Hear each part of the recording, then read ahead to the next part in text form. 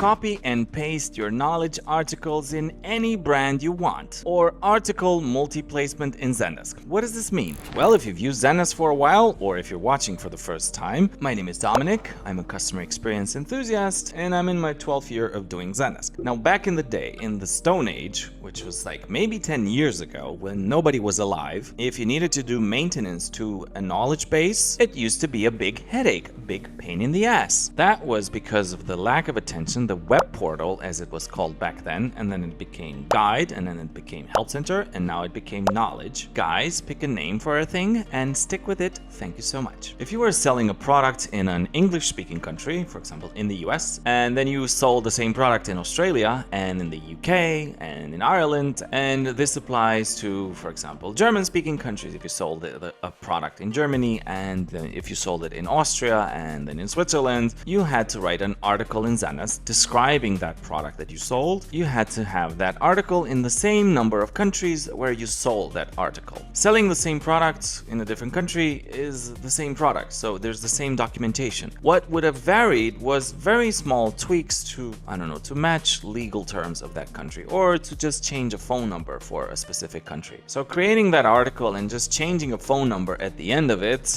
would have meant you had to copy and paste the same information and just go at the end of the article and just change that phone number. It was a bit of a pain. Well, not with article multi-placement. And it's a bit confusing because it's Zendesk lingo, and I don't want you to be stuck in the Zendesk lingo. So this means copy and paste article from one place to another, and you have basically the same article. And if you need to make small tweaks, you just go in and make that small tweak. You don't have to add the whole article. Oh my God, if you had formatting for those articles, like, have photos and pictures and numbered list and breakpoints and bullets and bold and italic, and oh my God, you had to redo the same thing over and over again. It was a pain. So if you can see my screen, I am now in the Knowledge or in the Help Center, and I'm just going to open up an article here, and it's this one. I'm just going to go edit article from here at the top. And by the way, this was already rolled out, I guess, for a few months now. And here on the left, we have the article and its contents and however we want to format it. But on the right-hand side, we have this article settings. By default, it's in here with the translations, but we go to article settings and we have here placement. This is what we're looking for.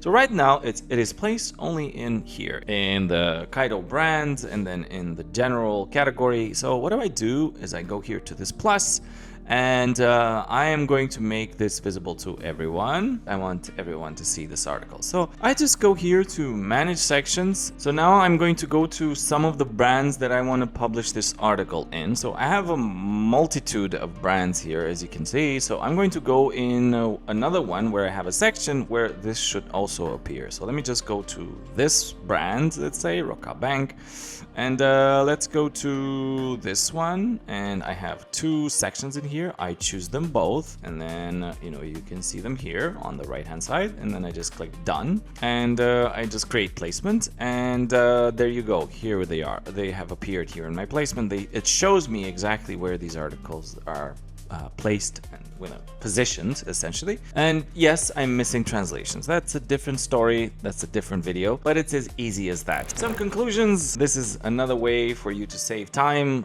in managing content in Zendesk, because as you know, there are a few personas in Zendesk of people who work in Zendesk. So there's the Zendesk consultant, there's the Zendesk developer, then there's the AI training person that creates flows for your bots, and then there's this content manager that works very closely to the AI flow bot designer, or bot flow designer, I apologize. So the persona that is working to maintain your knowledge base and create documentation for your products and services will find this very useful because it saves them a bunch of time. In the past, we used to work with third parties like Confluence, like that software which is outside of Zendesk, and you had to pay extra money to have a knowledge base source of truth where you maintained everything. But that's going away now. It's appearing as default functionality in Zendesk. I hope you enjoyed this video. I hope you like where this platform is going, and I will see you in the next video. And thanks for watching. Consider subscribing if you haven't already.